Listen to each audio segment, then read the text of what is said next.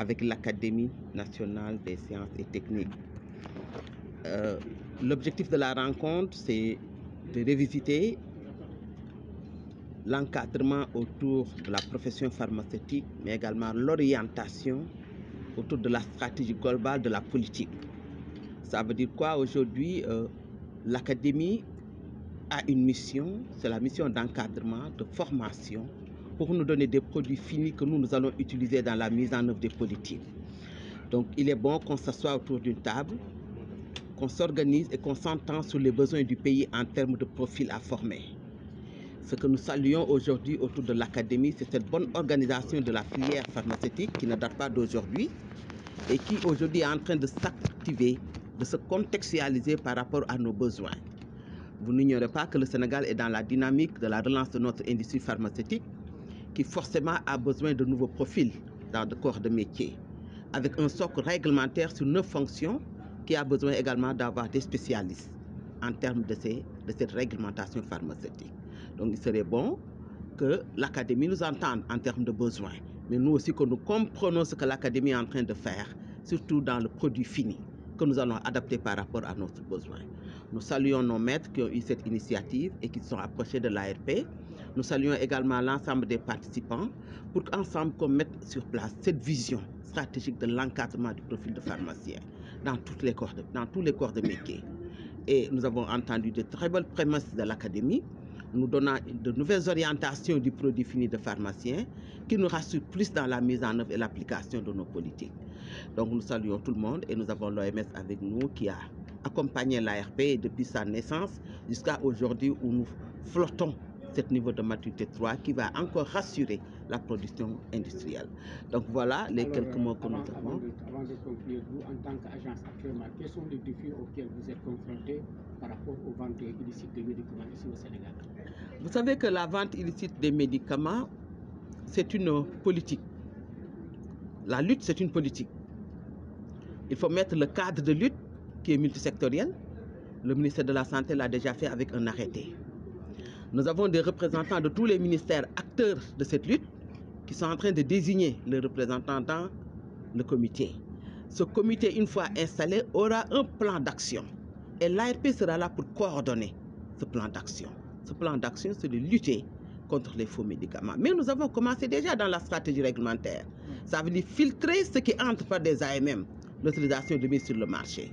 Surveiller ce qui est déjà entré par l'inspection pharmaceutique, la surveillance du marché. Vérifier la qualité de ce qui est là et qui circule sur les pharmacovigilances. Contrôler les qualités et rassurer sur la conformité réglementaire. Voilà sur quoi nous sommes. Et l'ARP est déjà outillée parce que nous avons des corps de métier, surtout l'inspection pharmaceutique, une vingtaine, avec des moyens logistiques et pharmaceutiques, des moyens financiers pour aller affronter le terrain, ramener la réglementation à la mise en œuvre des politiques. Je pense que nous avons déjà commencé la lutte et nous n'en sommes pas à notre première. La DPM l'a toujours fait. Et aujourd'hui, la loi nous donne la force avec ces 27 infractions détenues dans la loi et les 27 fautes qui seront sanctionnées.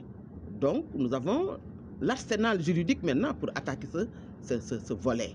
Donc, nous y sommes avec la réglementation sur toute la chaîne. Nous y sommes avec le dispositif administratif et politique avec le comité et nous y sommes avec l'inspection qui est l'application de descente sur le terrain. Et les sanctions qui aujourd'hui sont connues par l'ensemble des juges et magistrats. La loi 06-2023 est très claire sur les infractions. Donc c'est déjà sur place et nous sommes juste dans la mise en œuvre. Mais à l'issue de ces 2 jours, quelles sont vos attentes? Nos attentes, c'est d'être alignés, harmonisés avec l'Académie. Pour que l'université nous forme des profils types prêts à l'emploi. Ils nous l'ont promis, il y aura un pharmacien généraliste qui sera pluridisciplinaire et qui sera adapté à son choix de profil, qui peut devenir un pharmacien industriel et qui dans l'industrie, un pharmacien biologiste et qui dans la biologie, un pharmacien réglementaire sur quelle fonction, avant d'être également un pharmacien officinal avec l'encadrement qui s'y est pour l'application de notre politique sanitaire autour des officines privées. Voilà ce que nous attendons de ces deux.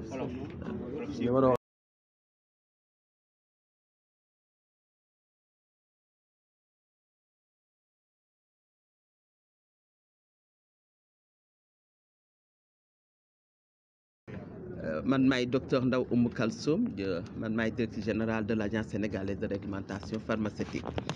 waaw dañ fi daje woon ci ñaari fan yi tey ak suba di ko ànd ak l'Académie nationale des sciences et techniques du Sénégal nos professeurs émérites pour ñu waxtaanee suñu politique pharmaceutique bi gën a teg suñu loxo ci formation pharmacien bi surtout spécialisation pharmacien bi parce que tey université mi ngi formé avec des options biologie officine industrie mi ngi ñuy jox ay produits mais toujours produits yooyu ñun dañuy defaraat pour mën leen adapter donc ñu ne woon waxtaan jot na pour que université bi xam li ñu soxla ci profil ci contexte bii nga xam ne tey priorité du gouvernement ci 6 priorités yi dañ cee am souveraineté économique te kenn mënul wax souveraineté économique te doo wax souveraineté pharmaceutique te kenn mënul wax souveraineté pharmaceutique te doo wax sa industrie locale te foofu bon dañuy soxla ñu gëstu ci meññeetu garab yi muy pharmacopée bi ñu am dañuy soxla ñu liggéey ci industrie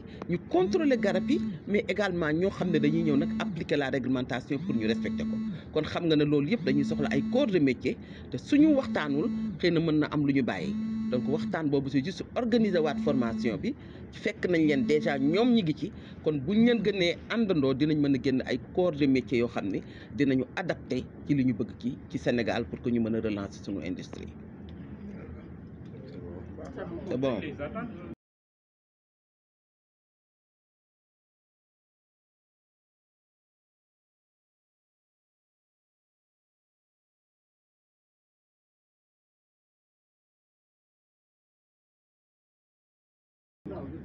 Les attentes mooy ñu jàppandoo ñu amandoo benn vision ci naka la ñuy former ak yokk tamit ñi ñuy former ndax besoin bi tey taxaw na bu yàgg ba amuñu woon ay industrie yu bëri tey ñi ngi ubbi ñi ngi joxe ay autorisation ouverture d'industrie te place pharmacien dafa am njëriñ donc loolu dañuy ñaan ñu yokk formation bi yokk xale yi ñuy former soppar ñu tuuti formation bi adapté ko ci li ñu soxla ci application bi bu ko defee ku génn rek mën a dugg ci marché bi légalement ñu mën a coopter le maximum de pharmaciens et les mettre à leur place.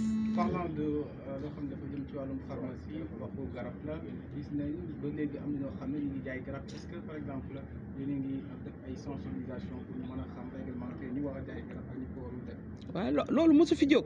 agence bi da ko fi fekk parce que agence bi dafa boole rek la DPM daan liggéey ak la LNCM daan liggéey di ko continuer mosu fi jóg ministère de la santé daf fi yàgg teg comité buy xeex loolu renouveler na ko ci benn arrêté tey ñu ngi ci mise en place membre yooyu ñooñu buñ paree dañuy am un plan d'action boobu dafa multisectoriel ñëpp a ko bokk intérieur a ngi ci armée ngi ci santé ngi ci pour que ensemble ñu dem xeex loolu mais boolaa loolu ci mission ARP mooy seggantal ba joxe garab gu baax ndax garab waru fi circuler te amul autorisation de mise sur le marché garab bu ko am ba dugg fi tamit depuis port ba dañ koy topp ba bañ koy jël dinañ ko inspecter ci fi ñu ko defaree dinañ ko inspecter fi ñu ko denc dinañ ko inspecter fi ñu koy jaayee mais dinañ ci tibb dem contrôler qualité pour xool la taxoon ñu jox ko AMM ndax qualité boobu mi ngi fi ba tey wala ndax qualité boobu changé na contrôle boobu da ngeen ko fiy fekk ak yeneen yoo xam ne mi ngi ci suñu biir corps de métier mooy garab gi jël nga ko naan nga ko lan la indi dañ ko war a dem saytu ji loolu yëpp bu àndee day segg qualité garab gi ak sécurité garab gi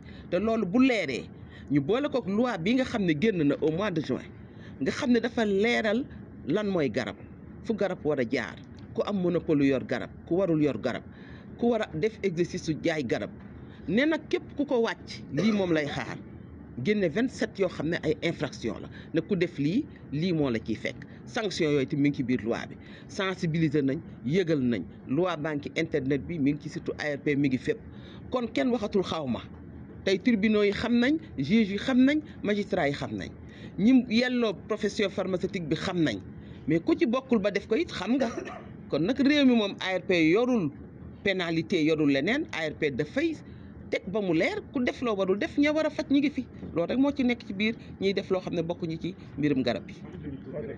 Docteur Oumou Kalsoum Ndiaye Ndaw directrice générale agence sénégalaise de réglementation pharmaceutique.